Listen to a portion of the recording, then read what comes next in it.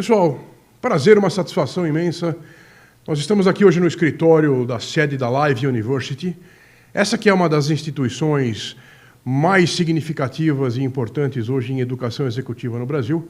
E a gente vai conversar com o sócio-diretor Alex Leite. O Alex é uma referência nesse nosso setor de educação executiva. Além de ser o gestor e o administrador, sócio daqui da empresa, a Live University, ele também é escritor, autor e palestrante. Performance, para ele, é o nome do jogo. Alta performance, aliás. E ele sai na frente, compartilhando e postando, e nos estimulando, por que não dizer, nos provocando, com os seus desafios e conquistas em atividades de alto impacto, como as suas corridas e as suas trilhas, como que nos convidando a atingir sempre patamares superiores de performance e de alto impacto. Alex Leite, prazer enorme, muito obrigado pelo seu tempo. Prazer é meu, pô, sensacional. Obrigado pela oportunidade, pelo convite.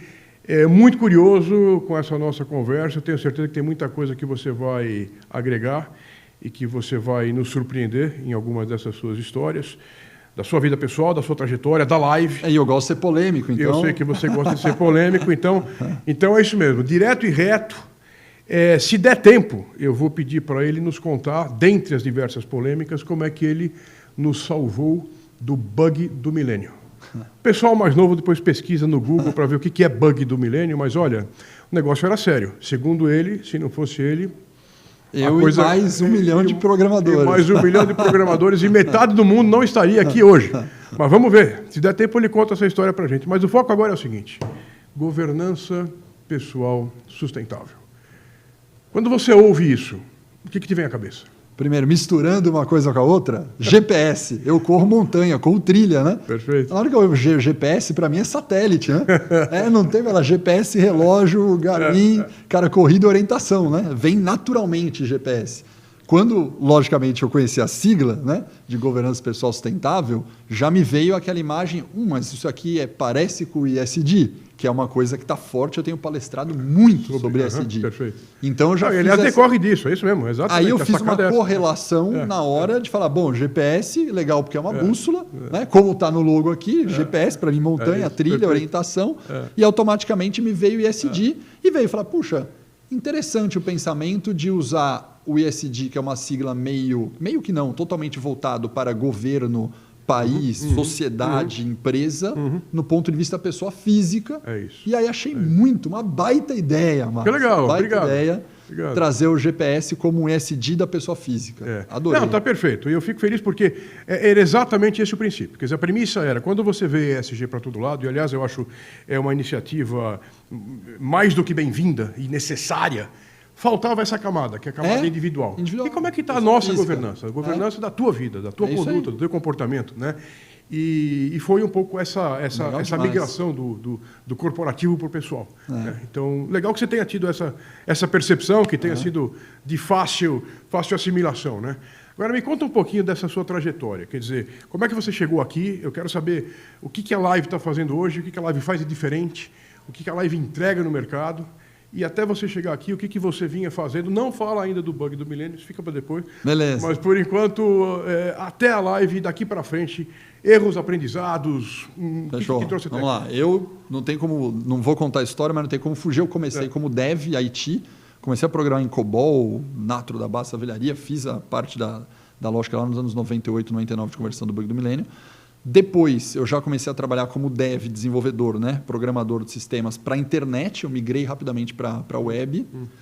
Eu fui para uma empresa chamada Lafs, que é uma empresa de informação de mercado, de bolsa. Na época, era para colocar tudo que estava no Access, que era o antigão Access lá em Windows, para dentro das corretoras dos bancos. Tanto é que eu implementei home brokers dentro. Hoje já tem um monte que isso nem existe mais. A Patagon, por exemplo, Souza Cruz, corretoras antigas. Mas vamos falar de Itaú Trade, de Bradesco, de Santander. Todos esses bancos eu coloquei informação lá, eu era dev. Como eu comecei a ter reunião com os presidentes, diretores da corretora, eu acabei rapidamente migrando para uma área mais comercial, né? Eu saí de ser um dev, comecei a administrar os projetos. Foi pra linha do de projeto eu fui para a linha de frente. Da linha de frente eu assumi, num dado momento, ali, a presidência dessa consultoria chamada Lafs. De lá eu patrocinei um evento da Live University para vender produtos e serviços para a comunidade da Live. E aí eu fui convidado para dar aula aqui pelo fundador, pelo Richard Lowenthal, que era o fundador. Comecei a dar aula. Nisso aí eu comecei um relacionamento aqui de um ano na aula. Ele falou, não, você precisa vir trabalhar aqui. Ele ficou e aí no final ele me chamou, saí de lá e acabei entrando já como diretor na Live para, junto com o Henrique, que é o outro fundador, né? Junto com o Richard, a gente criar a questão da universidade, porque na época a Live tinha cursos de workshops, capacitação e evento. Não tinha MBA e pós. Então, junto com o Richard e com o Henrique, a gente veio para criar o MBA e a pós e transformar a Live numa universidade. Perfeito. O que a Live tem de grande diferencial? Primeiro, um propósito muito forte. Nosso propósito é transformar 1 milhão de carreiras até 2035. A gente acorda e trabalha com este propósito. Meu GPS... Você já transformou quantas? Hoje está em 210 mil, mais ou menos. 800 mil, falta 800 mil, falta bastante. Não, mas até 2030 você tem tempo. E 35. 35. 2035. Tá você faz 2 milhões. É isso aí. Então, temos isso. Como que a gente contabiliza isso? Se passou 16 horas com a gente estudando ou num evento estudando, vai contabilizar um numerinho de uma pessoa que eu atingi nisso aí. Tá? Dentro desse propósito, como que a gente se diferencia de outras universidades que são centenárias e são famosas, muito mais que a gente? A gente tem uma questão de prática e uma questão de especialidade. Vou traduzir isso. A gente tem escolas de negócio embaixo da Live, como por exemplo o Confeb, que é uma escola tributária. Então existe uma comunidade, existe o maior evento de tributos do Brasil, é nosso. O maior MBA de tributos do Brasil é nosso. Os professores, os diretores, diretoras, a comunidade, patrocinadores, está todo mundo aqui. Mesma coisa eu tenho no Embrasca, que é uma escola de supply chain. Mesma coisa eu tenho na escola nossa de marketing e vendas B2B. Quando a gente fala de B2B, lógico, vem à cabeça quando você fala, vou fazer MBA de marketing. Onde eu faço? Todo mundo vai lembrar, por exemplo, não tem um problema de falar SPM, eu falei lá. Claro. Legal, mas você vai fazer B2B lá? Lá é um pouco mais focado no consumo, no varejo. Quando você vai pensar em B2B, a gente tem uma especialidade muito grande. Por quê? Porque na nossa comunidade nós temos eventos, clube, que a gente chama de Leaders Club. Eu tenho o clube dos grandes diretores e diretoras das principais empresas do Brasil, estão nesse clube, e eu consigo ter a comunidade aqui. E aí o nosso papel é não ser tão acadêmico. E veja, mestrado e doutorado é algo fundamental para um país, para a sociedade. Por quê? Porque estuda ciência e tem que existir. Mas para nós o MBA não é acadêmico. Para nós a diferença é, eu vou dar uma aula, por exemplo, vamos falar um tema fácil aqui, negociação, só para ficar fácil todo mundo entender. Eu vou dar uma aula de negociação, eu tenho um template de planejamento da negociação, onde numa metodologia nossa, o aluno vai ver um exemplo preenchido, a gente vai fazer junto com os alunos um simulado desse template do planejamento e o aluno vai ter que rodar esse planejamento 2 ou 3 vezes ao longo da aula. Perfeito. Por quê? Porque no dia seguinte ele tem um template para ele preencher na vida dele e para ele negociar com alguém, ele vai negociar melhor do que estava ontem. E aí a gente vai falar... É claramente prático. Prático. A gente chama isso de entregável. 90% das nossas aulas tem um entregável. Mas você fala, Alex, se você tiver uma aula de feedback, como é que você faz um negócio desse? Vou dar um exemplo aqui. A gente tem um modelo, um template chamado SCI, de situação, comportamento, impacto, SCI, que não é nosso, na verdade, do mercado. Tá? Sim.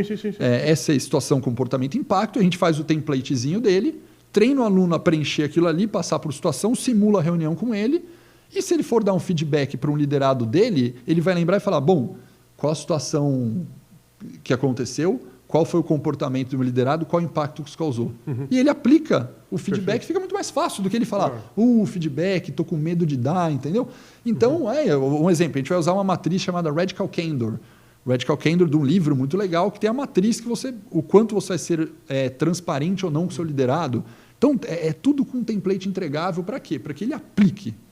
E muito específico. Então, estou no mercado de compras, eu vou falar a linguagem de compras. Eu estou no mercado de tributos, eu vou falar a linguagem de tributo. Muda a linguagem inteira, porque a gente é especialista naquilo. Esse é o nosso grande Você basicamente motivador. Encontrou um nicho, ocupou esse nicho, isso. E nele você hoje é excelência e referência no mercado. Você não quer competir com as Big Five, hoje, com as Big com Ten, certeza, outro mercado. É outro mercado. Que estava desatendido.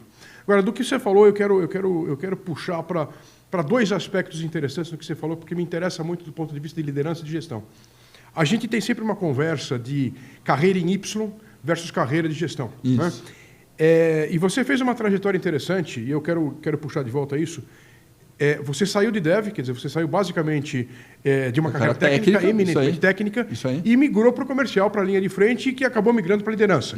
E da liderança você acabou pulando para um parceiro de negócios, né, em que você naturalmente encontrou um outro ecossistema de relacionamento e migrou para o seu parceiro. Então, são duas movimentações interessantes que eu queria que você, em um minuto, me dissesse, porque existe um mito, e muita gente nova pergunta e tem dúvida mesmo, né? Cara, mas eu sou técnico, não, mas eu sou gestão, não, mas eu quero ser líder, mas se eu for líder eu vou ser generalista, eu não vou ser um cara bom que vai saber alguma coisa técnica em profundidade.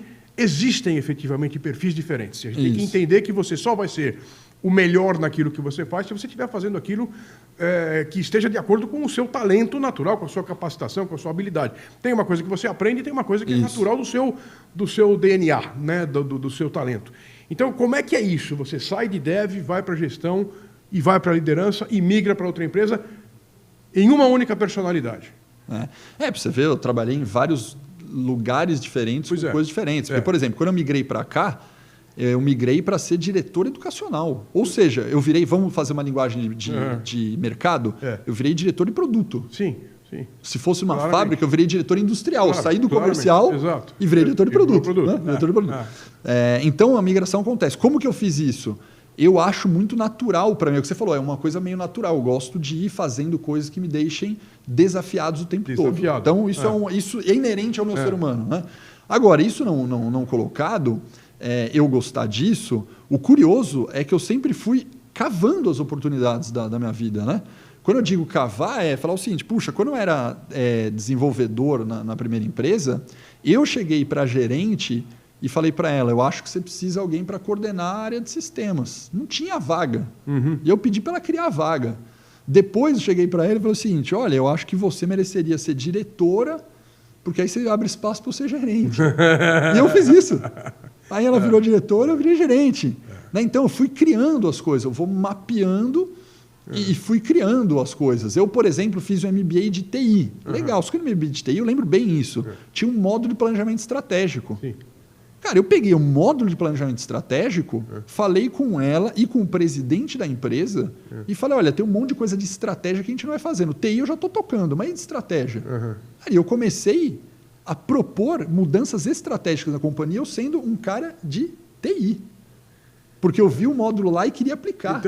Então, a lógica eu tenho uma frase que eu falo de carreira, que eu falo para muitos dos meus liderados, que é como crescer na carreira. Lógico que tem um monte de receita, óbvio, mas a minha frase é, Alex, faça o seu bem feito e mais alguma coisa. Maravilha. Não, perfeito.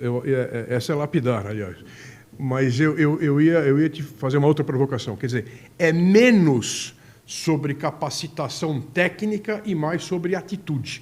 Quando você fala, não, eu fui cavando, eu fui buscando, eu fui me desafiando, você estava cômodo, de uma certa maneira, numa atividade técnica. Isso. E talvez você tenha vislumbrado oportunidades de crescimento e desenvolvimento em atividades não técnicas. É isso. Então, quando a gente para diante desse aparente dilema, o Y e o gestor, é menos sobre o técnico e mais sobre a atitude de ir atrás do desafio e de ser dono da própria carreira? É isso? Olha, eu vou responder com muito... Eu já refleti muito sobre isso. Não tem, na minha visão, não tem como separar aquele clássico hard skill de soft skill. Não tem como separar. Eles existem... Não, totalmente. Né? Existe hard skill e soft skill, mas não tem como a pessoa ter um ou outro. Ou só um ou só outro. Para mim, não é impensável. Até porque hoje, no próprio soft skill, ele influencia no técnico. Vamos dar um exemplo. Uma pessoa é de tecnologia. Se ela não tiver boa comunicação, ela pode até programar muito bem, mas dificilmente ela vai crescer como programador se ela não conseguir comunicar bem, entender o que gera valor para o negócio, entrevistar um cliente interno e conseguir fazer o melhor sistema possível. Perfeito. E isso é uma soft skill. Sim, então, quando eu tinha atitude soft, de ter atitude, legal, mas em paralelo, eu vinha sempre estudando demais tecnicamente. Porque à medida que eu virei líder e eu fui implementar a parte de planejamento estratégico, eu comecei a estudar estratégia. Claro. Eu comecei a estudar Porter, eu comecei a estudar Canvas, Business Model. Então, o fato de eu assumir aqui e falar, não, eu vou para liderança ou estratégia, não me fez eu perder a característica de estudar tecnicamente algo para implementar. Para mim é inerente uma coisa da outra. Perfeito. Então eu vou engatilhar, isso estava na minha cabeça para falar um pouco mais adiante, mas eu vou engatar hard skills e soft skills, que você acabou de responder. Eu vou fazer uma pergunta, um degrau acima desse. Beleza. Quem que você contrata? Não existe só hard e não existe só soft. Isso, Está claríssimo, claríssimo. Mas eu vou então complementar com uma outra. Essa é uma frase do Peter Schultz, que foi ex-presidente da Porsche na década de 70, famosíssima, lapidar. Contrate caráter e desenvolva habilidades.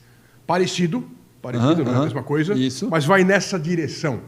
O hard skill vamos chamar de capacidade técnica. O cara Perfeito. É o rei da planilha, por exemplo. O soft skills é todo o resto de relacionamento, de comunicação, de team building, de teamworking, etc. E de atitude. Né? Aí você pensa como gestor, como contratante e como líder de equipe. Perfeito.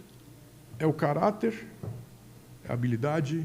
O que manda na hora de você conduzir uma contratação e conduzir uma equipe? Perfeito, vamos lá. Primeiro, eu acho que caráter é algo que a gente já discutiu bastante aqui. Caráter é algo inegociável. Perfeito. Não é nem uma questão de contratação. Para nós, né, existem culturas diferentes, respeito, tá bom? Na nossa cultura organizacional live, caráter não é negociável. Tanto que é uma das poucas coisas, eu diria assim, que não merece nem feedback se eu tiver que mandar alguém embora. Perfeito. Tá? E tem uma frase rápida, senão a gente vai passar. Fiz uma missão para Israel, né, com executivos, antes da pandemia. Uma pena, né, estar do jeito que está Israel hoje, mas enfim. E eu vou contar rapidamente um caso. O diretor da Claro levantou a mão. Era um brasileiro que estava falando lá de Israel, que ele trazia startup de Israel para o Brasil. E o diretor da Claro levantou a mão e perguntou, chama Daniel esse cara, não vou esquecer. Ele falou, Daniel, como vocês tratam a questão de cultura de erro aqui em Israel? E aí esse Daniel, que é brasileiro, respondeu, gozado vocês brasileiros, né? Ele é brasileiro, né? Gozado vocês brasileiros, vocês permitem erro na ética e no caráter e não permitem erro no negócio e na atividade. Impressionante. Aqui em Israel, nós incentivamos o erro na atividade, mas nunca na ética. É impressionante. Essa frase, cara, deu um silêncio, sabe? Deu um silêncio ali na sala, ficou um olhando para o outro e falou, cara, que pancada que a gente levou agora, do caráter. É como se pudesse ser diferente, né? Não é. Como é que pode ser diferente? Como é que não é isso? Como é que não é isso? Então, né? Como é que não é isso? É isso. Mas, dado esse preâmbulo cultural brasileiro, que não é a cultura da live, respondendo a pergunta, caráter, para mim, é fator nenhum diferencial, é um fator eliminatório. Perfeito. Tá? Então, Perfeito. Tirando esse cara aqui, sobre a questão do hard e do soft, a gente vai amadurecendo com o tempo, porque a gente sempre ouviu também uma frase, que eu não sei nem quem é o autor, que é, as pessoas contratam pelo hard e demitem pelo soft. O clássico é esse, né? Você contrata o cara tecnicamente bem, e aí você demite porque o comportamento não é bom. Hoje, na live, a gente chegou numa lógica porque o processo seletivo, eu adoro o processo seletivo, tá? É muito difícil você acertar, claro. A realidade é essa. Mas hoje a gente encaminha muito bem para ver se ele vai ter um match cultural de perfil como um liver. A gente tem valores aqui dentro, inclusive tem um cubo ali que tem os valores, não vou mostrar agora. Mas, por exemplo, a gente tem um valor forte em beta constante com planejamento. Okay. Eu faço pergunta na entrevista para saber o seguinte... você gosta de fazer a mesma atividade? Não é essa pergunta, mas só para ficar fácil. Você gosta de fazer a mesma atividade sempre ou você gosta de toda hora de trocar? Aí tem cara que responde, eu gosto de ter uma rotina bem estabilizada. Eu falei, esse aqui não serve. E não que ele seja ruim. Porque como o nosso é em beta constante de planejamento, eu sei que em 2, 3 semanas eu vou trocar a decisão e a prioridade de projeto aqui dentro. Exato. Então esse cara não dá match cultural. É sua cultura. Não é certo ou errado, mas é sua cultura. É cultura. E essa cultura, na verdade, é um soft skill. É o pensamento que ele tem, se ele está aberto a trocar toda hora de prioridade ou não. A gente tem um outro que é a obsessão por detalhes. É outro valor. Então, a gente vai na entrevista ali, olhando o seguinte, cara, o que você vê nesse texto aqui? Você acha legal? O que você corrigiria? Se o cara não prestou atenção, tinha 10 erros de português no texto, fala, esse cara não dá para trabalhar aqui. Perfeito. Então, a gente pegou alguma coisa que é mais soft skill... O erro de português no texto, desculpa, mas eu não vou resistir. Tem alguém que passa hoje?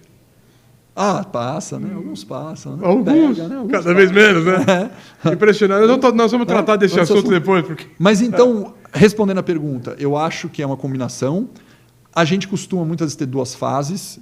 de ter minimamente, tecnicamente, o cara preparado. Tá bom. E a entrevista decisiva final vai para o soft. Perfeito. Perfeito. Não, e aí, assim, até compartilhando um pouco com o pessoal que me conhece, que já trabalhou comigo, eu, só para fazer uma amarração em relação ao processo de seleção, eu digo sempre para quem me pergunta e para quem eu faço mentoria e aconselhamento, como é que eu faço um currículo legal, um currículo... Cada vez é mais imagem, cada vez é mais formato. Não, você tem que não passar de 2 páginas, 1 página e meia, bota uma foto bonitinha. Eu digo o seguinte, eu não olho currículo. O candidato senta diante de mim, abre a sua pastinha com o currículo, eu coloco o currículo de lado e digo, é aqui, ó, agora a gente vai conversar. Eu contrato ou não contrato em 5 minutos. Aqui, currículo, eu não olho currículo, não acredito em currículo. Você tem pilhas e pilhas e pilhas e pilhas de currículo, alguém vai pegar um, deu sorte que é você. Não, é aqui, ó, né? Então, eu acho que ressoa muito com o que você está dizendo. Perfeito. A entrevista final, a entrevista decisiva é essa conversa que vai me dar o fit de cultura, que vai me dar o soft skill, que vai me dar a atitude, que vai me dar o caráter. Eu vou pegar energia, né? energia eu pego muito. Energia, eu falo que esse cara está com brilho, esse cara, ele vai querer fazer nosso? Vai, então acho que esse cara pode ir para dentro. Não, e assim, tem um monte de pequenas trapaças no currículo, né? Você vê, todo o currículo, todo mundo é fluente em inglês. É fluente. Aí você vai para a entrevista em inglês. Defina fluência. Vamos definir fluência. Né? Só isso. Então, por exemplo. Né? Por exemplo. Então, mas enfim, só para fazer o fecho perfeito. Desse capítulo de soft skills e tal, e de como contratar, e de como fazer a gestão, a seleção com base em cultura, com base em... Agora, só para fechar uma palavra, eu sempre avalio accountability. Perfeito. Accountability, para mim, é uma competência matadora. Não, 100%. É isso. No final do dia é isso, né? É isso aí. Não tem como. Accountability e ownership. Né? É isso aí. É isso. É isso.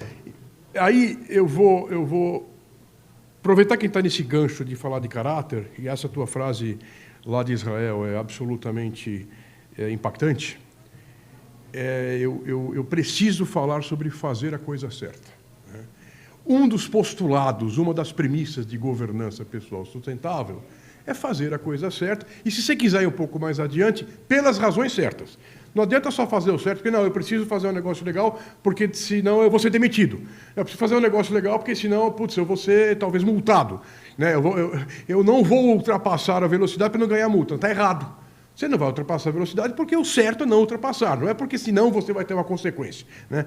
A gente fala sobre isso bastante nas nossas palestras e tal, teoria de consequencialismo e categoricalismo. Quer dizer, aquilo que é certo, né? Independente de vai ter ou não ter consequências. Muito bem. Fazer a coisa certa, daí a gente estava falando de caráter, aí a gente estava falando, não, mas isso é inegociável, não, mas talvez não. Ao longo da sua trajetória, das suas palestras, das suas aulas, você fala de tributário, você fala de compras, você fala de fiscal. É óbvio que qualquer carreira, principalmente mais sênior, vai se deparando com situações desafiadoras, perfeito, no mínimo, isso, em relação ao que é certo, ao que é mais ou menos, não, mas de repente passa. Como é que é isso? Como é que você encara isso? Isso é muito legal, porque é uma reflexão já antiquíssima para mim, tá? Porque a gente tem um MBA de inteligência no mercado aqui, né? E MBA de inteligência no mercado, existe um módulo que a gente dá aula de coleta de informações e análise de informação de concorrência. Então, esse módulo, ele grita por si, certo? Então, nós aqui tivemos que criar uma lógica de falar, cara, legal, eu vou ensinar essa técnica de coleta ou não, né, no MBA. E eu comecei a estudar, eu e toda a equipe, obviamente, os professores começaram a estudar o assunto. Eu não vou falar disso, porque senão vai longe, sim, mas eu vou falar o que a gente fez. Nós criamos uma aula de ética.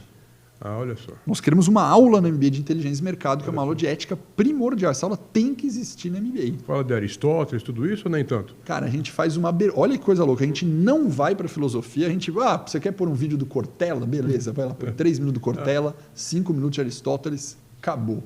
A gente aqui é prático. Perfeito, lembro, claro. A gente é prático. Claro. O que é essa aula de coleta? E ela vai chegar na resposta do que eu acho sobre o certo e errado. Nós criamos aqui 4 cartas. Normal, agressivo, antiético e ilegal. Nós criamos 4 cartas. Carta, como se fosse... Eu entendi, eu fiquei curioso com o agressivo. A primeira está perfeita, as duas outras normal são é fáceis de super entender. ético, normal. Agressivo é... Essa que eu fiquei Não, curioso. vou te explicar o que é. Aí você fala agressivo, você fala, não é... Aí. Mas não tô achando que é tão antiético assim. Aí o outro é, não, isso não é ético, e o outro é, Fora. isso é ilegal, Pronto, é crime. isso, beleza? isso. A gente Porque tem o ilegal e tem o legal, mas não ético. Isso. Nenhum dos dois interessa. E aí, beleza. Mas o agressivo E aí, é que fica... Qual que é a graça dessa dinâmica? Eu vou chegar na minha resposta para você, presta atenção.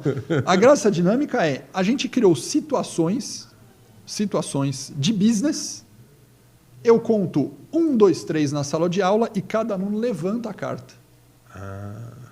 E quando isso acontece, as cores variam na mesma sala. Perfeito. E com isso a gente consegue entender e falar o seguinte, opa, o julgamento de fazer a coisa certa ou da ética não é comum aqui dentro. Não é comum. E eu vou dar uma situação só para ficar prático. Imagina a seguinte situação, você vai fazer uma imersão de liderança num hotel, Royal Palm Plaza, lá em Campinas, só para inventar qualquer coisa aqui. Cara, você está fazendo, e curiosamente, coincidentemente, na sala do lado, seu concorrente também está fazendo uma imersão de liderança. Aí o que acontece? Acabou, no final do dia 6 da tarde, acabou a sua imersão, você estava na sala ômega, o cara está na sala alfa. Cara, e você está passando ali, deixou aberto, tem um flip chart com a estratégia do cara que está ali, e não tem mais ninguém na sala, acabou a sessão do dia. E você, por acaso, está com a sua câmera ali. Aí a pergunta é, cara, não tem ninguém, a sala acabou, o flip chart está lá virado, eu bati, olhei flip chart do cara.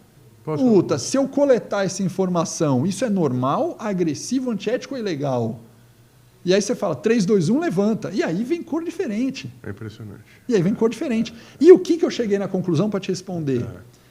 Não tem como você não desenhar um código de ética e conduta da sua organização.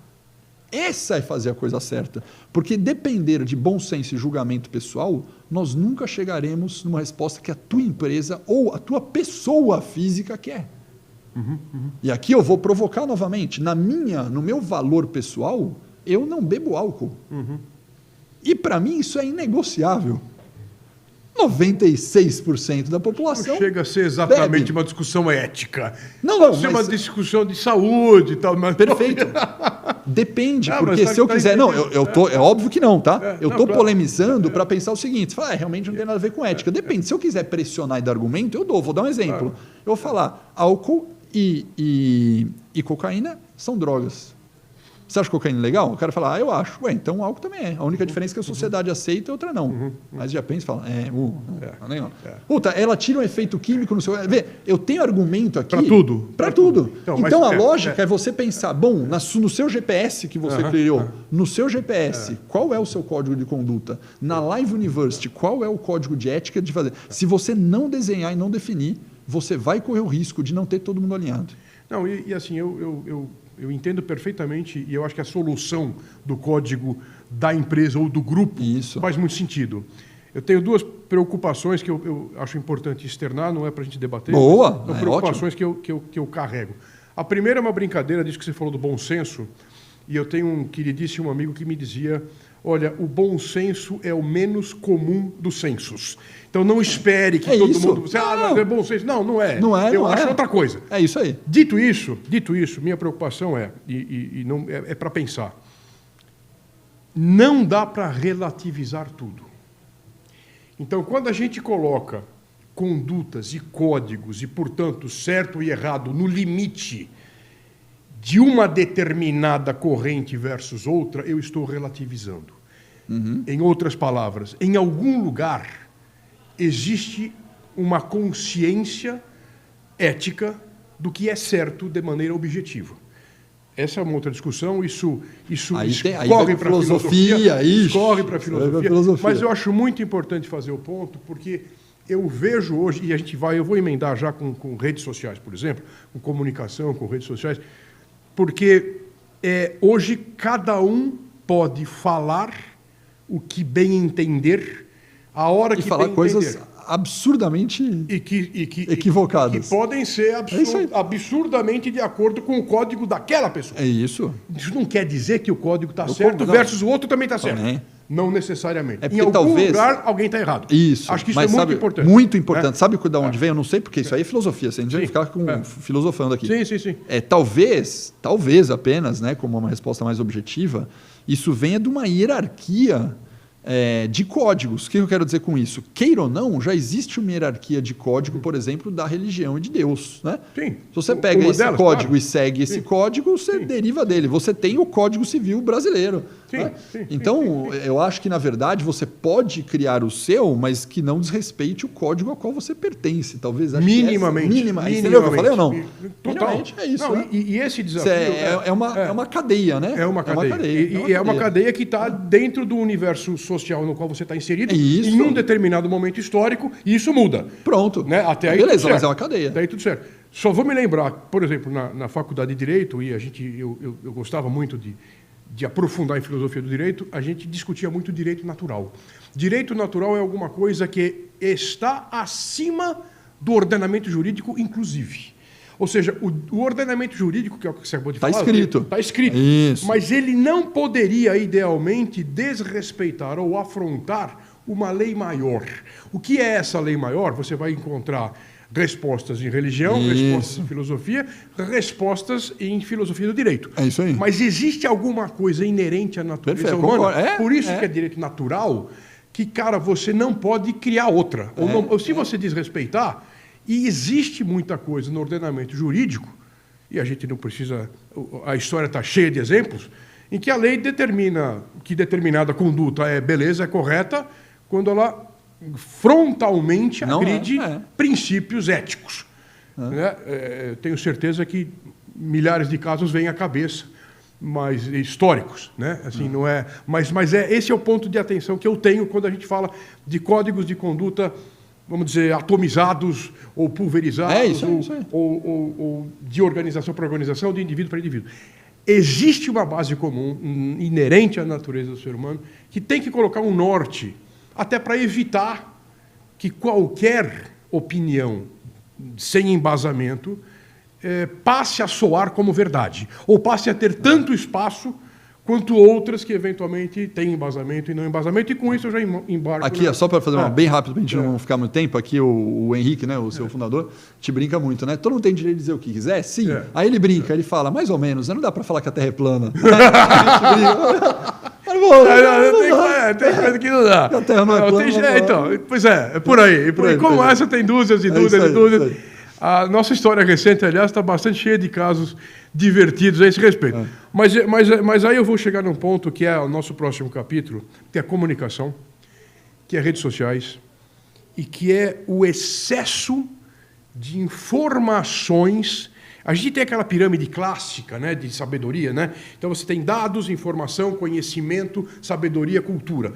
Então é uma hierarquia clássica em que você vai acumulando conhecimento a partir da análise de informações educada e sistematizada, que no final do dia vai levar à sabedoria.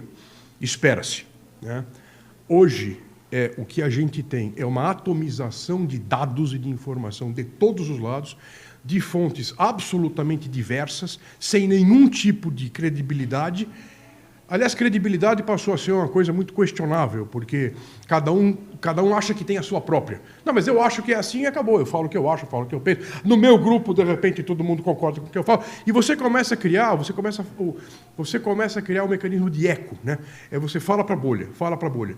E algoritmos e redes sociais devolvem para você aquilo que você quer ouvir, porque ela descobre aquilo que a sua bolha fala e você só começa a receber informações relacionadas àquele tipo de opinião, já não é mais nem fato, mas é opinião editada para o seu gosto, de tal modo que você já não sabe mais o que está fora dessa bolha. Você já não consegue mais entender como é que é o mundo real. O mundo real é o seu. Aquilo que... Não, mas é um absurdo, você acabou de falar, mas a Terra é plana. Não, mas como não é plana? Eu estou falando aqui, todo mundo que está nesse meu grupo acha que é. Isso. A minha pergunta... Antes da pergunta, bem rápido. Fica a dica, a recomendação. Privacidade Hackeada. Boa. É um documentário do Netflix, entrevistando do Trump lá com a Hillary. Boa. de uma empresa chamada Cambridge Analytics. Perfeito. Que faz claro. exatamente isso que você falou. Quem não viu, pessoal, muito boa. Privacidade hackeada. Muito boa. Não, excelente a dica, e há outras nessa mesma linha, e não é só a Cambridge Analytics que faz isso. Não. É um exemplo. É um exemplo. Então, aliás, quem não faz hoje? Eu acho que esse é o grande ponto de reflexão. Né? Muito bem. Você recebe hoje, depois eu vou emendar numa próxima pergunta que decorre dessa, uma inundação de dados o tempo todo que demandam resposta instantânea, atenção instantânea, e ai de você se demorar mais de 5 segundos para responder, a pessoa já fica agoniada, já fica ansiosa. Né? Como é que isso está atrapalhando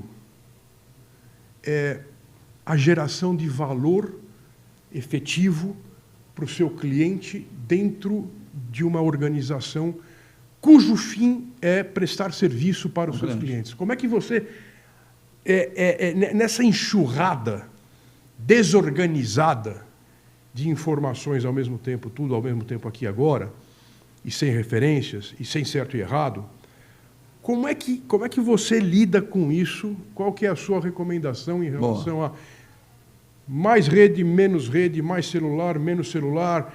É o celular, não é o celular? É o algoritmo, não é o algoritmo? É claro que é tudo isso junto ao mesmo tempo. Mas como se é que você reflete sobre isso, porque isso para mim é uma preocupação. Eu palestro sobre isso. Pois é. E para mim é uma preocupação das mais importantes hoje. Como é que é isso para você? Isso para mim, entre aspas, é bem fácil, tá? Eu estudo que nem louco isso aí. Eu falo sobre produtividade, falo sobre performance e eu amo neurociência. Né? Apesar de não ser psicólogo, não ter formação, sou um autodidata de ficar estudando que nem louco neurociência. Mas eu vi um vídeo seu recente, agora semana passada, falando sobre foco. Isso. Multitarefa, multitarefa, foco. Estava bravo lá, falando, imagina, multitarefa. Eu já Então, de largada, você viu esse vídeo? Já eu respondo parte aqui. Parte não existe multitarefa. Ponto. Nós não conseguimos fazer 2, 3 coisas ao mesmo tempo. Para ser rápido aqui na explicação, o nosso cérebro precisa de foco atencional para performar melhor.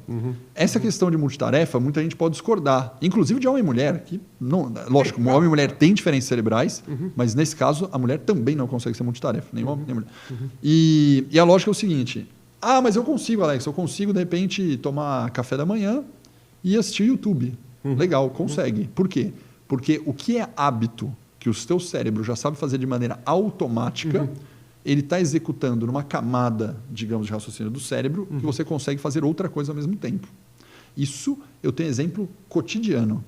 Se você conseguir pegar, você está montando o seu café da manhã e você está assistindo, conversando, vendo televisão e montando o seu café da manhã, está funcionando 2 coisas ao mesmo tempo.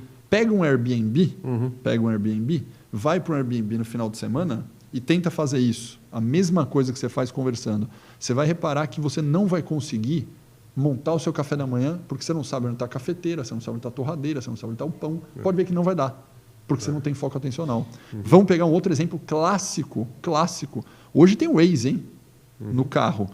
Mas você pode ver. Eu estou dirigindo, conversando, ouvindo música, fazendo um monte de coisa. Legal, você está lá no Waze, batendo, eu estou tudo certo, você está dirigindo. Muito que bem. Se perdeu, você para de conversar, abaixa o som. Exato. Você abaixa o som do carro, para de conversar, começa a mexer. Por que você faz isso? Porque você precisa de foco atencional. Exato. Porque você consegue fazer 2 coisas desde que a outra seja um hábito que não tenha esforço.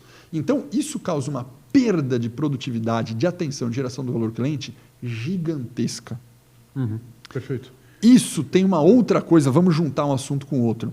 A questão, tem até um livro muito legal chamado Nação Dopamina, né? Dopamina é um negócio que está sendo falado bastante, é um dos neurotransmissores, que não é o neurotransmissor do prazer, não é. Ele é o da motivação, ele dispara antes de você fazer alguma coisa. Exatamente, para te impulsionar a continuar fazendo. A dopamina é isso, ele te impulsiona. É a química da meta. É a química da meta. Então, a lógica é o seguinte, estou lá no Instagram, estou no TikTok, eu rolar com a ansiedade, rolar para baixo, assistir 30 segundos, 1 minuto, rolar de novo 30 segundos, cada vez que eu falo, vou rolar, deve vir alguma coisa legal. Se deve vir alguma coisa legal de prazer, eu rolo, dopamina, consumo próximo. Aí, na hora que você está consumindo, você nem está prestando atenção no que você está consumindo. Você está falando, será que o outro é mais legal do que esse, vai me dar mais prazer? Aí você fala, esse já era, rola o outro. E assim, você não presta atenção em nada. E a dopamina está liberando. Então, a lógica é Isso cria um efeito de ansiedade, de foco, de não ter atenção, e você não vai conseguir produzir. Então, isso é neurociência pura, não é o Alex que está falando, isso aqui tem estudos e publicações sobre isso. Como que você resolve isso? Simples, é bem simples. Você tem várias coisas básicas que você tem que fazer. Uma, tem que ter um foco atencional no momento que você está. Nesse momento, nós dois estamos gravando. A pergunta é, onde está meu celular? Meu celular não está nem na mesa. Isso é um cuidado, parece bobo, mas não é. Eu coloco no bolso, a não ser que eu tivesse com o roteiro nele aqui do podcast. Como eu não estou com o roteiro, o celular está no bolso. Por quê? Primeiro que eu demonstro respeito a você. E segundo, que eu não posso ter atenção se alguém está me mandando uma mensagem, porque eu vou perder o foco que eu estou falando com você. Eu não consigo estar plenamente com a atenção aqui. Não, tá perfeito. Então, o celular está no bolso. Tenho que desabilitar a notificação. Agora, vamos pegar um comum. Relação de colaborador-líder. WhatsApp ou e-mail. As pessoas querem a resposta na hora. O que eu faço?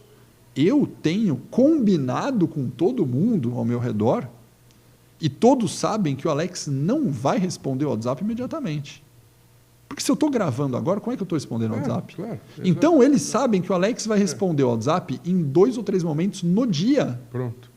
E isso está combinado com o meu liderado, com o seu fundador e com a minha esposa, que ela sabe que, se ela precisar falar urgente comigo, ela sabe que ela vai ligar pelo telefone. Isso. Genial. Ela sabe que ela vai ligar pelo telefone. Com isso, eu evito a interrupção. Eu, Alex, eu trabalho com horário marcado no Outlook full time na minha vida inteira. Nós estamos blocados nesse horário. Nesse horário, eu estou aqui com você 100%. Se está pegando fogo ou não, eu estou pouco me importando. Daqui a pouco eu vou entrar em outra coisa com outro tema. Ali eu vou mergulhar e ter um foco atencional de 100%. Não, mas se estiver pegando fogo, é bom alguém telefonar para nós. Ah, não, aí toca alguém alto. avisa, Nossa, né? Aqui alguém nunca avisa. pegou fogo, mas simulação de incêndio aqui tem 3 vezes no ano. O barulho é ensurdecedor. Se tocar, você vai então descobrir. tá bom, ficou mais tranquilo. Não, mas assim, a sua resposta é perfeita. Existe um complemento. Você falou de dopamina, eu não resisti, me lembrei desse livro que eu estou terminando de ler do Simon Sinek, que é Leaders Eat Last. Que é depois do Golden Circle, né? Exato. Não, que, inclusive, ele diz que esse livro, segundo, depois esse do... eu não vi ele diz que foi a atividade mais desafiadora da vida dele, que ele teve a ponto de desistir. E, assim, às vésperas de terminar, ele falou, não aguento mais, não consigo mais, de tão difícil que foi. E ele tem um capítulo inteiro que fala sobre dopamina, sobre endorfina e etc. E ele mostra que enquanto você estiver preso nas redes e nas telas com esse excesso de dopamina, você não desenvolve o relacionamento humano, o relacionamento pessoal, que tem outro componente químico que é exatamente o oposto da dopamina. Que é o oposto da dopamina. Né? Então, recomendo muito aí. E ele também diz que celular é o seguinte, celular é na hora que você está em reunião, na hora que você está almoçando com a família, na hora que você... É no bolso ou desligado. É isso aí. Não há nada de tão urgente que demande... Assim, é deprimente você entrar num restaurante de domingo com a família. O vovô, o papai, a mamãe, a titia, o netinho, a filhinha, todos. Cada um com o seu celular no almoço de família. Ou não é assim? É deprimente, né? É deprimente. Então, eu acho que a tua resposta é brilhante. Cara, urgente, você liga. Você solta o alarme. E só falando mais uma coisa importante, respeito, falar sobre né? Respeito. Só uma coisa importante. O fato da dopamina e disso ter recompensa rápida, cada vez mais ele recompensa coisas que dão um baixo nível de esforço. Nosso cérebro quer economia de energia, não quer se esforçar. Então, por exemplo, qual que é a lógica da leitura versus a rede social? Ler consome muito mais calorias, inclusive, calorias do que você consome. Fica a dica, hein? Calorias. O pessoal que está fazendo dieta e tal, ler, fica a dica. Você sabe que eu pesquisei isso aí, não tem dado... Não, eu pesquisei um negócio, eu não tenho dado científico, tá? Mas eu fui tentar achar quanto que uma atividade intensa cerebral gasta de caloria em relação à caminhada. Eu não achei um dado científico, mas pela minha pesquisa, que não tem embasamento, é mais ou menos 3:1, ou seja, se você fizer 30 minutos de caminhada, é quase a mesma coisa que 10 minutos de atividade cerebral intensa. Mesmo nível de queima de caloria. Você não está me falando para eu parar das minhas caminhadas. Né? Jamais, porque são coisas que ativam outras partes do corpo. Bom, pessoal. Mas pensar queima caloria. Não é para parar de caminhar, fazer exercício também é importante. Porque não bate o nível de caloria que você tem que fazer por dia. É o ponto. Não, mas é sensacional. Né? Mas aí, para fechar, como o esforço é menor, o que acontece com o livro? O livro tem um esforço muito grande de leitura. Isso. E a rede social é rápido e você não precisa prestar atenção, é menos esforço. Isso. E libera mais dopamina. Isso. O teu cérebro, entre você ficar rolando o TikTok e ler um livro, ele vai escolher o TikTok. Ele é mais gostoso, mais fácil. É mais fácil. Você... E acabou. E o livro consome muito. Tem uma dica de alguns neurocientistas, né, que eles falam como a pessoa vai voltar a ler um livro. Tem um monte de dica para isso. Sim, sim. Mas uma delas tem que tirar tudo, porque uma hora a dopamina vai secar tanto que ele vai recorrer ao livro e aí o livro começa a liberar dopamina. E aí você passa a ler.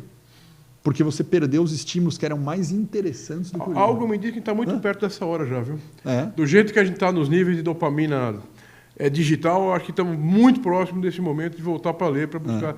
Mas, enfim, inclusive, um podcast que eu vou circular brevemente no nosso LinkedIn do GPS é sobre leitura. Boa. É muito isso que a gente está falando aqui, a necessidade da leitura. Né? E eu falo muito, só para fechar esse ponto de redes e tal, e eu sei que o tema de inteligência artificial é uma disciplina fundamental. Já vi você palestrando sobre isso também. Eu falo bastante. Eu falo bastante sobre isso. Aqui, na filosofia que a gente tem como proposta, como propósito, e é uma meta que eu tenho nesse meu trabalho, é estimular as pessoas a desenvolverem a inteligência natural, pessoal e humana. Nada contra artificial. Mas a gente só pensa e fala dela. Onde está o alimento, o exercício e o treino da inteligência natural, real? Você não lê, você não se esforça, você pega tudo no TikTok, tudo digital, tudo imediato, tudo instantâneo. Aonde você está treinando a sua inteligência, de fato? Até o ponto em que a inteligência artificial substitui tudo. Mentira, primeiro que não vai substituir, eu claramente desacredito disso. Mas é natural que você vá perdendo habilidades. Imagine, por exemplo, você sabe do decor telefones que você sabia? Lógico que não. Por quê? Porque está tudo lá. Então, e o meu cérebro, esse é o detalhe não importante. exercício do cérebro, o meu que cérebro é desesperador. Né? É isso aí. Mas o ponto interessante sobre isso, sobre esse celular, até sobre roupa, Steve Jobs falava isso, né? Sim, no livro, na biografia dele. Sim. É usar a mesma roupa todo dia. Por quê? Porque ele fala, eu não vou gastar o meu cérebro com uma atividade que não me agrega tanto valor. Exato. Então, eu não preciso decorar o número de telefone. Não é por isso que meu cérebro Perfeito, parou. não. Eu prefiro deixar que eu não lembro nenhum telefone celular, mas eu esteja estudando neurociência. O que não pode... Delega o operacional, delega o braçal, mas não delega o cerebral. Porque a gente está correndo o risco de delegar o cerebral. Né? Assim, enfim, vamos lá. Instantaneidade, rapidez e imediatismo. Vamos fazer um salto para um estudo sociológico, antropológico de gerações. Boa! A gente vem de... Eu acho que a gente é mais ou menos da mesma geração. Você deve ser da transição do Baby Boomer para o Milênio, para o Z. Para o Z, é isso mesmo. Pro Z. E eu sou o Baby Boomer. Mas, assim, a gente tem um pouquinho de cada nas transições. Né? Nas extremidades a gente acaba encontrando. De qualquer maneira, o ponto é o seguinte. Geração Z é tudo para ontem e o resultado também tem que ser para ontem. Mas eu já estou nessa empresa faz 3 meses, você não vai me promover? Pô, mas depois de 1 mês aqui ralando, você não vai me dar um aumento? Rapaz, mas faz 2 anos que eu estou fazendo esse mesmo trabalho, já não virei diretor, eu já estou com 27 anos de idade. Eu não é. Geração Z. Olho, porque a geração A está chegando. Você está acompanhando a A? A é quem nasceu a partir de 2010. Não, é meu filho. É meu filho. Então você sabe. Então, assim, tudo indica que replica esse mesmo cenário de eletricidade instantânea. Né? Muito bem. Estamos falando de uma carreira construída ao longo de décadas. Né? Não meses, anos, décadas. Como é que é essa combinação? O que a gente tem que falar e aprender deles? Porque, óbvio, que também tem muita coisa... Acho que tem muita coisa importante da geração Z que de verdade eu tenho descoberto, e eu também tenho filho na geração Z. Por exemplo, respeito pelos valores sociais, pela responsabilidade social, por compromissos éticos, ecológicos, de natureza, de legado, Eles trazem isso. Muito mais do que Muito nossa geração. mais. Isso é... O próprio preconceito, vamos dizer. O próprio preconceito de diversidade hoje é muito melhor deles do que o nosso. Eu acho que tem uma agenda de qualidade que eles trazem que é de se beber nessa fonte. É isso aí. Mas, por outro lado, como é que você... E você fala com o estudante, né? Certo que é estudante executivo, mas enfim. Cara, as coisas não são assim. Você tem que realmente dar tempo ao tempo, tem que trabalhar, tem que ter resiliência. Geração Z, resiliência, imediatismo, resultado, sucesso, carreira. Como é que você conjuga isso? Isso é legal pelo seguinte, nós aqui, mas eu já fiz assim, nos últimos 10 anos aqui, incontáveis encontros, incontáveis eu digo, vou chutar mais de 20 encontros com diretores e diretoras de grandes empresas para discutir exatamente esse tema, com exatamente as mesmas palavras. Só faltou uma no seu dicionário, burnout, que eles têm mais burnout do que a nossa. Tirando isso, teu currículo de resiliência, disciplina e tal, bingo, sabe o bingo corporativo? Bateu o bingo corporativo. Só faltou o burnout nas suas palavras. E a gente discute isso incontáveis, nos últimos 10 anos, incontáveis vezes. E já teve diretora de RH aqui discutindo. Para você ter uma ideia, a gente trouxe uma menina de 15 anos para palestrar para diretores de grandes empresas, no final do ano, há 2 anos e meio atrás. E a menina é um gênio, né? A menina é famosa, 15 anos e tal. E foi incrível, né? Todo mundo olhando, falou, caramba, olha o que ela já estuda, o que ela tem de conhecimento. Ela é totalmente fora da curva, tá? Ela é um negócio totalmente, já é empreendedora, já faturou mais de 3 milhões. São as exceções que confirmam a regra, né? Isso aí. E aí, a gente fala, cara, a gente aprende muito. E qual é a pauta desses 10 anos? Como eu falo bastante com o diretor e diretora, como que C-Level, vamos falar C-Level, como que o C-Level se adequa, né? Que tipicamente tem uma idade 40 a mais, vamos pensar assim, tipicamente, estatisticamente 40 a mais, como que eu me adequo a trabalhar com eles. E assim, e vários planos saíram daí, tá bom? A gente tem que ser mais aberto. Uma falou, puxa, eu faço um negócio que é incrível, eu faço mentoria invertida. Cara, eu aprendo demais na mentoria invertida. Que ela pega jovens, né, da empresa estagiária e o jovem faz mentoria nela. Pronto, perfeito. Cara, então, mentoria invertida, legal. Muito legal, é muito legal. Muito legal. Programas de liberdade legal, incentivar, dar autonomia para eles cuidarem de projetos e liberando aos poucos, legal. Não exime de dar um feedback, de falar que as coisas não são rápidas. Então, o feedback continua igual. Não tira de você falar, puxa, mas o pessoal tem que saber viver resolução de problemas mais do que vive. Não tira, coloca a pessoa para fazer isso. Perfeito. Aí ela fala, é legal fazer uma equipe mista onde eu misture gerações, porque uma agrega no outro. Então, essas são as recomendações. Eu podia dar um monte aqui, uma lista do que fazer. Pronto. Eu falei que eu tinha uma polêmica para comentar agora. Sim. E essa polêmica é o seguinte, faz 1 mês e meio, eu ainda estou validando essa informação, porque me brotou do nada, assim, conversando com... Dá para dizer que é inédito em primeira mão aqui para o nosso... Eu já conversei com alguns, mas eu não... Não, é inédito. Publicou? Gravou? Não gravei. Então é inédito isso aqui. Ó, e que, olha, atenção, aqui, informação inédita. E não é nada espetacular, nada... Eu cheguei à seguinte conclusão. Faz 10 anos que a gente discute um negócio que, do jeito que está caminhando o mundo, não precisa ser mais discutido. Você vai falar, como? É simples. Para mim, a geração Z e a que vem está em sérios problemas. Daqui 5 anos, só vão ficar trabalhando os mais velhos. Eu cheguei a essa conclusão. É polêmica, concorda ou não? Não, mas olha... Polêmica, mas eu vou explicar. Eu tenho que explicar meu raciocínio. Eu vou só fazer um parênteses.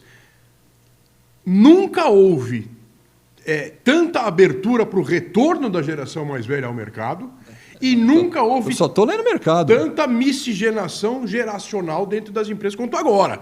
Até porque a geração ZA não chegou ainda, mas ela já teve, não só a Z, mas a Millennium também, ela já teve a sua oportunidade de se provar. Isso. Talvez não tenha se provado. Talvez na hora do aperto, talvez na hora da grande decisão, do grande desafio, da grande dificuldade. Não conseguiu ir lá. Por quê? Porque falta... tempo. É tempo. Né? Eu tenho uma frase que eu criei e que eu repito pelo menos essa semana. Hoje eu já repeti 2 vezes, só hoje. Que é tudo é percentual. Criei uma frase porque era mania de falar, não, é assim mesmo. Calma, tudo é percentual, né? Então, esta frase que eu estou falando aqui, ela também é percentual. O que eu quero dizer com isso? Óbvio que eu estou falando que a geração mais nova terá mais dificuldade. Existe uma seleção darwinista natural que eu vou inventar aqui um percentual. Dessas, vamos supor que sejam 100 mil pessoas na geração. Cara, vai ter 25 mil que vai se dar muito bem, vai ter 25 mil que vai ficar ralando e 50 mil vai se dar mal. Isso que eu estou falando percentualmente, então não é que vai acabar, ninguém vai chamar nada. Claro. Mas se falar, se hoje é 100 mil trabalho, no futuro que eu estou inventando aqui, criando, 50 mil vai ter dificuldade, 25 vai estar ralando com dificuldade, 25 vai estar brilhando. É seleção natural. Mas vou explicar de onde eu cheguei nisso.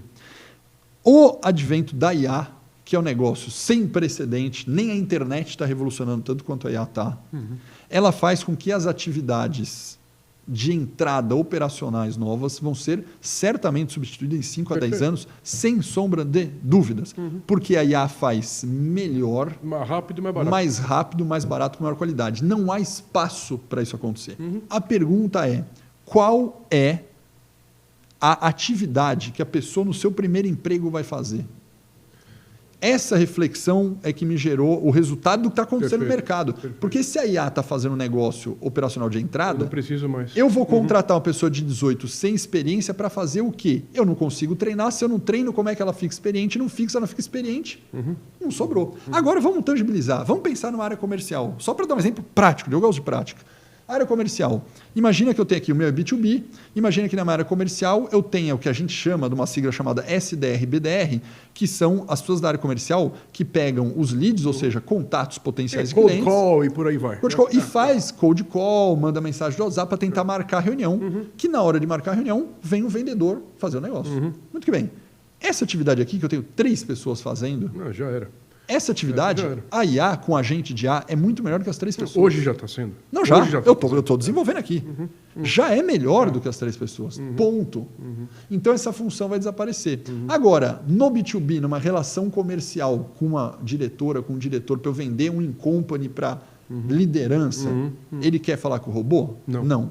Mas a pergunta é, eu vou treinar líder de grande empresa. Se tiver uma pessoa de 22 anos para atender a diretora de RH, para dar curso para a liderança inteira, passa a credibilidade e senioridade necessária? Não. Essa pessoa de 22, ela começou a aprender aqui no SDR. Se eu não tenho ela como SDR, ela não vai conseguir pular, porque quem vai fazer bem a reunião é uma pessoa de 40 anos. Lógico que eu estou colocando idade, pelo amor de Deus, hein, pessoal? Idade é apenas um exemplo de uma generalidade, que vale a competência, que fique bem claro. Mas... é melhor eu ter a pessoa mais velha? Vamos trocar de produto meu. Imagina MBA. O que será melhor? Uma pessoa que vai fazer MBA ser entrevistado pré-curso para ver se você está no perfil do MBA por uma pessoa mais experiente e sênior ou por um jovem de 25, 23? Imagina você ali, você fala, pô, eu tenho 35 anos, estou inventando, quero fazer MBA na live. Quem me entrevista é um de 25, você já olha e fala, mas ele... como é que ele vai julgar o meu currículo se ele não manja o que eu manjo? Agora, se você põe uma pessoa mais experiente, gera valor. Gera valor. O que eu quero dizer é, eu vou contratar pessoas mais experientes, mesmo pagando mais caro, porque eu não preciso de atividade operacional na ponta. Sim. Então, a lógica é, essa questão da geração, eles vão ter que se reinventar. E eu acho que por seleção darwinista natural... eles vão, em algum momento, a gente não vai ter que se matar para ensinar resiliência para eles. Eles vão começar a aprender por conta. Por necessidade. Não, é isso que eu estou falando. Por a necessidade... ou por involução. Você entendeu onde eu quero chegar? 100%. Então, o que a gente tentou se adaptar, isso, repito, pelo amor de Deus, eu quero continuar me relacionando bem. Eu tenho essas pessoas na minha equipe. Eu sou super aberto a aprender essas coisas novas. A gente está falando do que é ruim e não do que é bom. Né? Claro, você falou coisa de falamos das duas coisas. A gente está falando do que é ruim. O do que é ruim, hoje, eu ainda treino. O que vai acontecer é que eles vão ter que acelerar o desenvolvimento do que é ruim, senão eles vão ter dificuldade. Maravilha. Não, eu acho que a polêmica, você não validou ainda, você falou, né? Você ainda está pensando. Eu estou pensando e conversando com todo mundo para coletar informação se eu estou certo ou não. Eu vou te dar a minha opinião. Eu acho que você está no caminho certo, você tem uma brecha que te permite essa digressão, porque isso é um exercício de forecast, de previsão. Isso. E eu acho que ele faz muito sentido. Eu acho que existe um componente que é insubstituível, e aí é o desafio da nossa geração mais madura para com a geração mais nova. Eu não posso deixar de fazer o meu ponto de novo. É o exercício da inteligência lógico. Natural real. É isso, é lógico. Não, o jovem, está se tornando mecanicista de ferramentas digitais e de ferramentas relacionadas à IA. E ele está sendo ensinado a dominar IA como a quinta essência da sabedoria humana. Aí pode cair exatamente nisso que você acabou de dizer. Cara, mas eu não preciso de você para isso, eles vão te substituir. Agora, há coisas inteligentes da criatividade humana que nunca será substituída e do relacionamento humano que você tem que exercitar e treinar. Para que quando você, mesmo jovem, você tenha algum tipo de conteúdo, de bagagem, de inteligência, para poder sentar numa mesa de B2B e discutir. É evidente. Mas você tem que ser educado, por exemplo, a ler. E não a ficar fazendo programação de IA como técnica. Tem um estudo do World Economic Forum chamado The Future of the Jobs. A cada 2 anos sai esse estudo do World Economic Forum. O que é o top 10 há 2, 3 anos aí? Pensamento crítico. Pronto, isso. Análise crítica. Isso. Resolução de problema. Relacionamento e influência social. Exato. Relacionamento e influência social, pessoal. Isso. Criatividade. E trabalho em literacidade. Interatividade. Tecnologia está lá. É claro. Tecnologia tá lá, tecnologia tem que estar. Tem que estar. Mas você entendeu? Essa lista do The Future of the Jobs, World Economic Forum. Exato. Cara, o pensamento crítico vai ser matador. Ontem, olha que coincidência. Ontem, eu fui no lançamento aqui no Shopping Guatemi, aqui perto, num amigo meu. O cara é um crânio para o que ele faz. Ele foi, inclusive, diretor da Cielo. Você que trabalhou no mercado. Chama Fernando Barrichello. Não sei se você conhece. Conheço. Sim. Conhece? Sim. Ele lançou o livro, Fernando Barrichello, ontem, chamado Reasoning Skills. Olha só. Skills de raciocínio e pensamento crítico. Ele lançou o livro ontem. Isso. Não, maravilha. Eu fui lá, comprei o livro dele. Eu acho que, mas é por aí. É por aí. E está perfeito. Aí eu acho que valida muito essa tua provocação, essa tua polêmica. Mas é muito legal, porque a gente, no mínimo, tem que pensar sobre esse assunto. No mínimo. Né? No mínimo. Geração velha. Geração nossa. Nossa. Velha não sou... Experiente. Sem etarismos, né? Experiente. Você não acha, e aqui a gente vai se encaminhando para o final, para fazer o contraponto, tudo digital, tudo muito rápido, tudo muito ao mesmo tempo, e as empresas, de maneira geral, estão excessivamente preocupadas com adaptar-se e atualizar-se ao universo digital, a tal ponto que se esquecem daquilo que não é digital. A capacidade de consumo real da geração mais madura, ela começa a ser desprezada na medida em que eu só penso em como me comunicar com a geração digital. Você concorda que essa geração mais madura... Eu te dou um exemplo muito fácil. Eu venho da indústria de meios de pagamento de cartões. Isso aí, né? Cartão cada vez é menos cartão, né? É celular. Eu só uso celular, aproximação. Só. Você imagina uma pessoa de 70 anos, talvez, que hoje é atuante, é ativa, né? A gente vive num cenário de longevidade prolongada. Isso aí. Cara, não, tá bom, você pode fazer sua compra agora, mas você tem que ir no seu celular. Baixe o app, faça um reconhecimento facial, receba uma senha, uma contrassenha, uma validação em 2 etapas, o celular, smartphone que tem a conexão boa, porque... Aí você coloca essa pessoa numa classe C, por exemplo, num supermercado lá, enfim... no interior. No interiorzão, onde malemar você tem uma comunicação de confiança. A gente não está esquecendo dessa geração. Isso não é, de alguma maneira, atropelar a geração que ainda sustenta a sociedade? Olha... A gente pensa só no novo, no jovem, e esquece, assim... Não, eu quero... Você pode me dar um cartão? Ah, não, é só virtual agora. Mas, meu amigo, cara, download, facial... Não é todo mundo que é versado nisso, e isso não é pecado nenhum, simplesmente não é versado nisso, e daí? E não tem canal com esse público mais, ou cada vez tem menos. Eu encaro isso de uma maneira hiperrealista, porque essa minha indústria de pagamento, estou dando um exemplo clássico de uma coisa prática. E aí, como é que você vê isso? Olha, eu poderia responder com muita filosofia, mas eu vou tentar, apenas por questão de tempo, ir para uma linha de business. Tá bom? respondendo com uma linha de business, o que eu vejo? Eu vejo que follow the money. Né? O follow the money significa o seguinte, se no mercado de São Paulo isso tem um volume grande de pessoas, isso me gera maior venda com uma margem maior, porque me gera mais produtividade, as empresas vão focar nisso e vão esquecer realmente das pessoas que não têm isso. Mas financeiramente parece essa empresa que trabalha em São Paulo, ela faz isso, às vezes esquece, ou às vezes ela fala, entendi que eu estou perdendo, mas na hora que eu ponho no meu DRE aqui, a conta fecha mesmo eu perdendo esse público aqui. Vamos trocar. Se você pega bancos digitais, só para eu dar um exemplo, Bradesco é cliente meu, certo? E outro banco, Banco Inter, também é cliente meu. São 2 bancos completamente diferentes. Cara, o Bradesco não abandona no interior Claro. as transações. As pessoas vão pagar no banco. Claro. Né? Meu E pai na mora agência. no interior, meu pai mora no interior em Itirapina, Isso. São Carlos, que amor.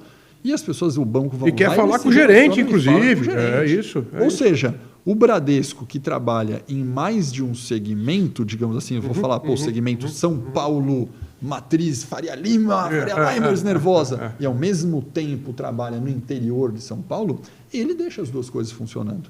Claro. Já o Nubank fala, não, né? A minha estrutura de custo aqui como Nubank não prevê agência, não prevê, eu vou ter menos idoso na minha carteira. Menos idoso, menos classe C, menos classe Menos D, eu classe vou C. trabalhar com esse. Isso. Mas Esse aí eu estou é o ajustando um segmento de mercado. segmento de mercado. Que faz todo sentido. Então, o problema eu é você acho querer que eventualmente abarcar o mercado todo apontando com ferramental Isso. só para um lado. Então, é isso. Aí o que eu acho? Então, respondendo a tua pergunta, de novo eu falei que eu ia puxar para o business. A minha lógica é, você tem, de novo, tudo é percentual, a minha frase. Existe um percentual de empresas que fazem isso de maneira estruturada, estrategicamente, segmentando o mercado. Você tem empresas que vão indo pelo que está crescendo um pouquinho mais e parece, e infelizmente você tem empresas que não deveriam fazer e estão se distraindo. Pronto. Sim. Eu acho que é o percentual. Entendi. É o percentual. Tem empresas que estão esquecendo, deixando dinheiro na mesa para essa camada da população. E outra, tem gente que vai exatamente no alvo contrário, né?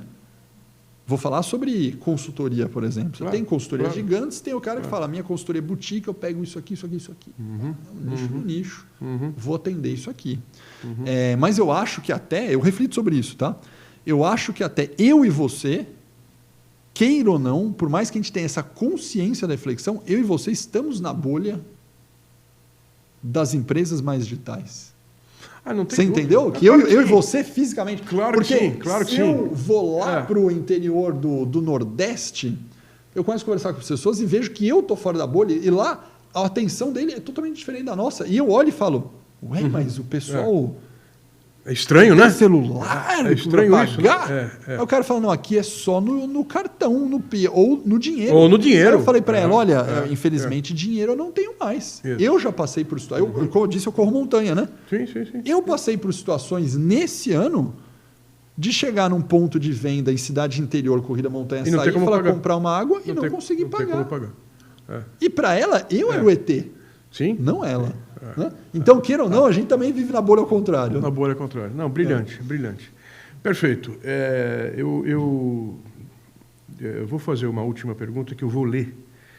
E, bom, quanto a esse capítulo do excesso de digitalização, eu vou continuar evangelizando a esse respeito. Eu acho que o mundo tem que ser muito mais, tem que voltar a ser muito mais real do que virtual. Só preciso fazer uma pequena interrupção, Duas. que agora eu lembrei. De novo, venda B2B, business, estava falando tudo isso aí. É. Eu estou falando agora, estou começando a dar uma forçada nos meus comerciais de que a visita física presencial vai ser diferencial de venda. Pronto. E é. Agora. Por quê? E é. Porque está tudo tão digital, ou reunião no Zoom, no Teams, tal, que eu falei, pessoal, a partir de agora eu quero mais reunião física. Claro. Então, Mas você tá você está certíssimo. vendo? É nessa Mas linha. eu estou olhando como diferencial. Entendeu? Chegamos a esse absurdo. Ainda- Chegamos a esse absurdo. Mas esse Mas absurdo. é a esse ponto que chegamos. E eu vou dizer mais, você já sabe, você já deve ter descoberto isso. Sabe por quê que você está mandando? Porque o cara que vai no Zoom, ou vai no virtual, ou vai no digital, ninguém mais presta atenção. Atenção, é lógico isso. É 2 minutos, pronto, já tô rodando o celular, já estou vendo outra coisa, estou no Zoom mesmo, ninguém está me vendo. Eu não presto atenção. Como é que eu vou vender o produto? Então, eu já estou invertendo. Tem que ir lá, é isso. É que cafezinho, meu amigo. É cafezinho. É interior. É interior. É isso. Eu vou ler aqui uma frase, eu não vou dizer quem é o autor. Boa. Quem estiver nos ouvindo e depois tiver tempo, eu recomendo que pesquisem quem é o autor. E aqui a gente fala, só para não deixar de falar do S do GPS, que é sustentabilidade, que diz muito sobre planejamento financeiro, sobre como organizar os seus hábitos e padrões de consumo enquanto você está na crista da onda, para o momento em que eventualmente chegará e que você precisará estar mais ou menos calçado. Mas não é só sobre isso, é sobre qualidade do tempo que você usa na sua vida e para que você usa o seu tempo. Aí vai a frase, cujo autor eu não direi. Nós não compramos as coisas com dinheiro. Compramos com o tempo da nossa vida que gastamos para ganhar esse dinheiro. Como estamos gastando o tempo das nossas vidas? Essa é para fechar. Essa frase é muito boa. Eu não lembro quem é o autor e eu já conheço. E a gente já discutiu recentemente sobre isso. Na verdade é isso, né? O meu tempo de trabalho aqui é que está comprando de alguma maneira aquilo que eu vou comprar. Eu sou bem, digamos assim, neurótico nessa questão de tempo, e não que eu use o meu.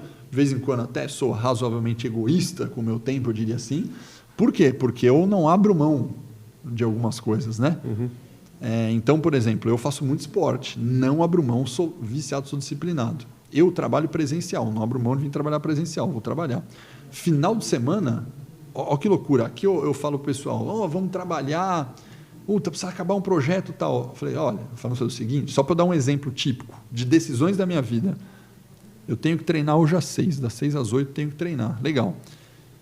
Eu tomo a decisão seguinte, eu vou trabalhar o dia inteiro, das 6 às 8 eu vou treinar lá no Ibirapuera, 8h30 eu estou de volta, fico até as 2 da manhã. E amanhã eu não chego às 9 e chego às 11. Beleza. Mas aqui no meio, da meio-dia, meio-dia e meia, eu posso até estar na sala, mas eu vou pedir um prato de comida que não é fast food. E vou comer aqui trabalhando. O que eu quero dizer com isso? Eu posso trabalhar que nem louco durante a semana inteira, mas eu vou treinar, volto, continuo trabalhando, durmo, compenso o meu sono, que não é a mesma coisa, porque rotina de horário é importante, eu estou só dando um extremo aqui. Não vou deixar de dormir o que eu tenho que dormir, porque isso vai me prejudicar.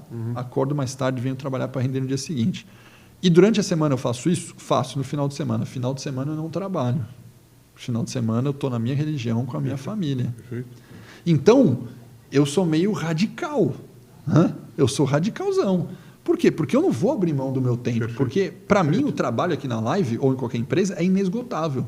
Se eu quiser achar atividade para 24 horas, eu acho tranquilamente. Eu tenho um projeto engavetado aí, eu tenho um backlog de projeto aí. Mas você tem a exata noção e dimensão de que o trabalho é um meio. É isso. E não é o fim. Então, é um equilíbrio, e eu tenho isso claramente desenhado, de que a gente precisa ter esse equilíbrio de tempo. Porque sem isso, ainda assim, no trabalho, isso eu tento convencer muita gente, tá?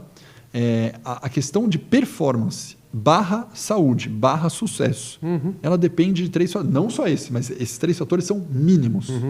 Atividade física, alimentação e sono. Pronto. Isso aqui altera a performance. Claro. Então, eu sempre falo para todo mundo, mas eu tenho uma pessoa que não faz nenhuma atividade física, dorme mal. Vou dar um exemplo de vendas. Trabalha! Vou falar de vendas, porque é bom, né? Aí essa pessoa vende 100 mil aqui e essa outra pessoa faz atividade física, vende 80. O que eu quero dizer para você eu não estou falando que o fato dela não fazer atividade física, ela não é mais inteligente e competente que a que faz atividade física. Competência diferente. O que eu estou falando é que se ela hoje não faz atividade física, não come bem e vende 100 mil, se ela fizer, ela vai fazer 140. Ela vai vender 140 mil. A performance é com ela mesmo, não é comparado ao outro, que aí você está comparando uma competência diferente de outra coisa. O que eu quero garantir para as pessoas é que se você gerenciar o seu tempo e tiver as coisas certas, até para o trabalho, você performa. E isso é uma coisa que é uma briga que eu já tive com muita gente, que fala, não, essa pessoa não está focada, não trabalhou no projeto. Veja, Se a pessoa sair, fazer atividade física, voltar, essa pessoa produzir mais do que aquela outra que trabalhou as 12 horas seguidas. Perfeito. Não abra mão. Não, fora a longevidade, você pode olhar de outro lado também. Essa que faz 80 saúde. mil vai fazer 80 mil por 10 anos. Essa que faz 100 mil, de repente faz 100 mil por mais 2, porque não aguenta. Porque a saúde depende desse tripé. Claro. E você não pode abrir mão do seu futuro. Exato. Você não pode abrir mão do seu futuro. Exato. Então, é uma coisa que você tem que saber gerenciar. Tem que saber gerenciar. Então, não abra mão disso. Entenda que o seu tempo tem que ser equilibrado com fatores importantes de vida. Aí eu posso ter uma régua diferente. Que eu quero dizer, se eu quero... Não, meu tempo, a minha família é 50% do tempo. Legal demais. O meu é esporte 20, trabalho 10. Aí você faz a sua roda lá, faz o seu percentual. Agora, abrir mão da disciplina, você está jogando parte da sua vida atual e futura fora. Maravilha. Alex Leite, prazer enorme. Muito prazer obrigado. É meu, muito obrigado, Max. Sucesso sempre. Parabéns pelo seu trabalho. Obrigado. Pelo nosso, né? Pelo nosso trabalho. Obrigado. Pessoal, um abraço, obrigado pela atenção. Um abraço. Alex Leite, senhores.